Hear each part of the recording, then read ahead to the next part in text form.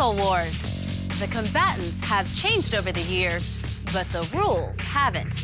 If you want to dominate the market, you need a powerful box with great graphics and a better lineup of games.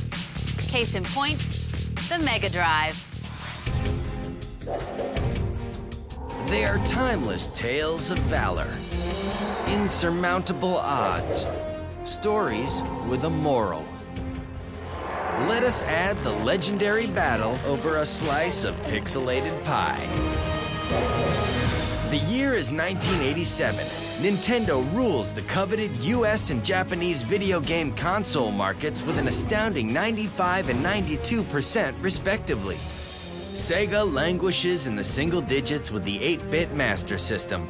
Corporate brass tries bettering their luck by doubling their bits and processing power with a 16-bit box called the Mega Drive. Basically, when you're talking about processors and processor speeds, what you're really talking about is the amount of data you can push through. The analogy I like to use, so this isn't going to be so brief. Should I just shut up and go brief? I got this one. Okay. Sega's plan is to make console games finally look and play as good as arcade games.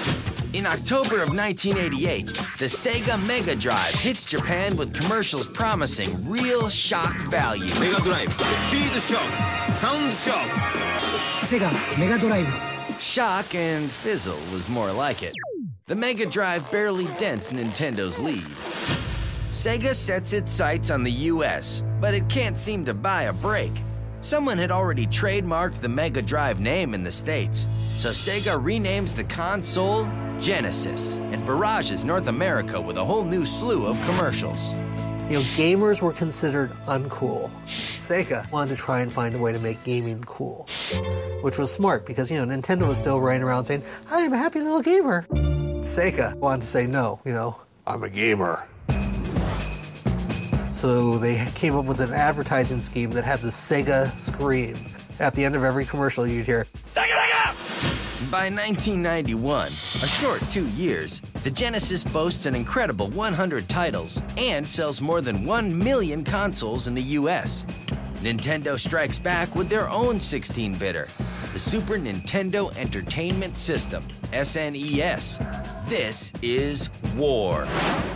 Then Sega creates a mascot to show off its speed, Sonic, and rides his coattails to a stunning 65% market share. Yep, you guessed it. It was too good to last. Shall we talk about the death of all this?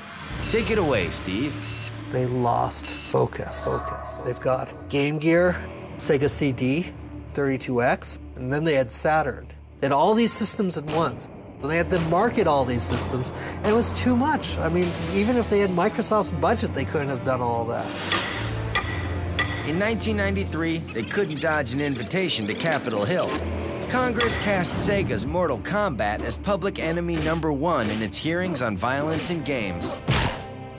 Sega's reputation among parents takes a beating, and a year later, it gets even worse. They currently had 19 million Genesis units actively sold in the United States. They turned their back on those 19 million people, did almost nothing for Genesis that Christmas, and concentrated on marketing Saturn. So those 19 million people, they had nothing to play. Under Sega's tree that Christmas, a big old bucket of salt for their wounds. Nintendo's Donkey Kong Country with 2.2 million pre-orders. A killer title that drove sales of their SNES. Within a year, Nintendo was back on top of the 16-bit market for good. Still, no monkey or mere mortal will ever make us forget the Mega Drive, the Genesis, a console that captured our hearts, blistered our fingers, and imprinted our brains. Sega!